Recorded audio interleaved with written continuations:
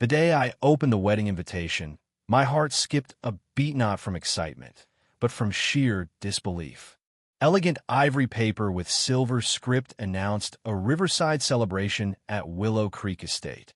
That was my backyard creek, the one I'd carved out with sweat and calluses, fed by a natural spring, and filled with trout I'd nurtured like kin.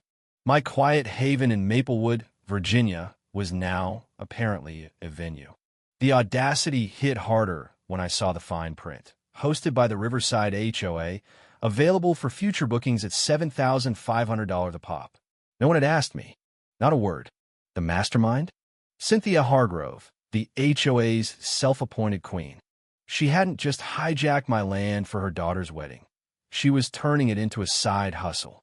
As I read Creekside Reception courtesy of HOA, a slow grin spread across my face, not out of amusement, but because I knew I'd make her daughter's big day unforgettable, though not in the way Cynthia envisioned. It all began a month earlier, on a crisp October morning in 2024. I was savoring coffee by the creek, my collie, Scout, sprawled at my feet. The water sparkled under the dawn, trout gliding beneath the surface, a scene of hard-earned peace. I'm a retired civil engineer, and after decades wrangling stormwater projects and legal battles, this creek was my sanctuary. That serenity shattered when Scout bolted up, barking at the gate. Taped there, in garish yellow, was an HOA notice, public hearing for Shared Creek venue designation. Shared Creek? My blood boiled. I stormed to the HOA office, where Cynthia waited behind her desk, dressed like a discount realtor with a smile that could curdle milk. "Good to see you, Tom," she chirped, clutching a clipboard. "We're planning to make your creek a community asset. It's about giving back." I didn't blink. "You don't know my creek," I said. Her laugh was a shrill jab. "Oh, Tom, check the bylaws. Any water crossing community lines can be deemed a shared amenity." I leaned in. "Touch my trout, and you'll be fishing for your dignity." I thought she was bluffing. Cynthia was notorious for puffing up and folding when pushed. But not this time. Within days, signs sprouted around Maplewood. Creekview Venue, now booking spring 2025, my address plaster at the bottom. I ripped down 5 in one evening, catching Cynthia's lackey, Sheila, nailing one to my fence. "Just following orders," she mumbled. "Tell your boss I'm the lord of this land." I shot back. "And she's about to meet my kingdom." The real gut punch came when I noticed the trout acting off sluggish, some floating belly up. I tested the water that night. The results were a knife to the chest: chlorine, soap, and chemicals no creek should ever see. A hidden camera I set up caught Cynthia, gloved hands pouring a bottle labeled "Algae Be Gone" into the water, oblivious to the fish dying below. My grief wasn't just for the trout. It was for the legacy I'd built, now poisoned by her arrogance. When the invitation arrived, announcing her daughter Emily's wedding, I learned Cynthia had booked my creek for 2 more events, pocketing thousands. That's when it clicked. This wasn't just entitlement. It was theft. I stared at the dwindling trout and made a call to my old friend Jake, a drainage expert who owed me big. "How quick can we turn a creek into a bog?" I asked. He chuckled. "Fast enough to sink a dance floor." The plan was born. I'd give Cynthia her party complete with muck, shame, and a lesson she'd never forget. We worked under moonlight, installing a silent drainage system to siphon the creek into underground tanks. It was legal, quiet, and reversible. I filed a permit with Maplewood's environmental office, citing chemical contamination and fish loss, backed by my water tests. The city approved it instantly. Meanwhile, I loosened the soil beneath, ensuring the creek would become a sticky, shoe-eating swamp. Cynthia, clueless, was busy with caterers and DJs, calling her daughter's wedding Maplewood's event of the year. Emily posted dreamy photos online. "Can't wait to wed by the water." Poor girl, she had no idea what was coming. By the wedding eve, the creek was a muddy crater, deceptive with a thin crust that hid the sludge below. I placed tiny caution markers, enough for legality, not enough to scream danger. I wasn't out to hurt anyone, just to teach a spectacular lesson.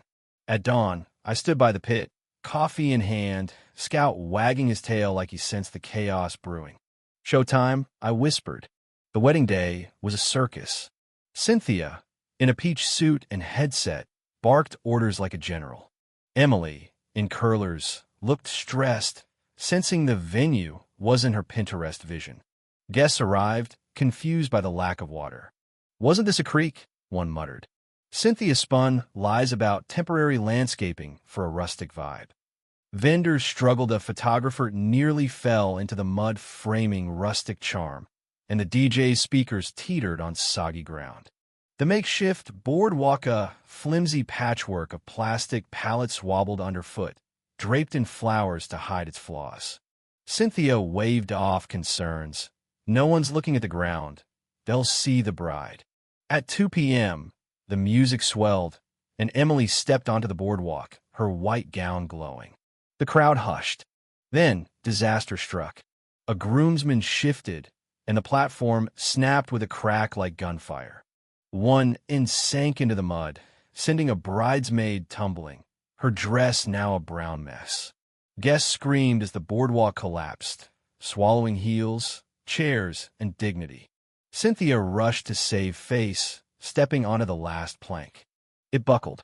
With a glorious squelch, she plunged knee-deep into the mire, flailing as her hat floated away. Phones flashed, capturing her muddy downfall. The DJ, panicking, blasted Sweet Caroline at full volume, turning chaos into comedy. Guests fled, slipping and cursing, while Cynthia thrashed like a trapped animal, her dream wedding now a viral swamp saga. By Monday, videos titled HOA Tyrant's Muddy Meltdown racked up 300,000 views. Local news ran it as Maplewood's mud fiasco. Cynthia's reign crumbled. The HOA president, Harold Vance, called an emergency meeting. Armed with my permit, water tests, and proof of Cynthia's unauthorized bookings, he suspended her, pending an audit that uncovered her skimming event fees. Neighbors, once cowed, now mocked her openly. A bulletin board sported a meme. Creek Queen 2024, Muddy Monarch. Cynthia vanished, her house sold, her legacy sunk. I rebuilt the creek deeper and smarter, with solar lights and signs, private ecological habitat.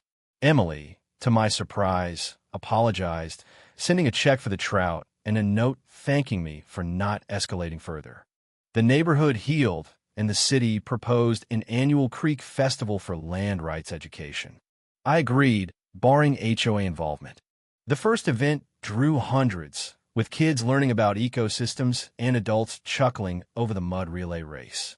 Cynthia watched from afar, a ghost of her former self, then left for good straight to a town run by my cousin, a no-nonsense zoning lawyer. Karma's got a long reach. Now, as the trout glide under moonlight, I sit with Scout, peace restored. Cynthia tried to steal my haven, but she only proved boundaries matter. Sometimes the best revenge isn't loud, it's a quiet, muddy trap that lets arrogance drown itself. What do you think? Was I too harsh, or did Cynthia deserve every bit of that swampy downfall? Should Emily have stepped in sooner, or was she just a victim of her mom's schemes? Drop your thoughts below, hit like if you're Team Creek, and subscribe for more real-life showdowns.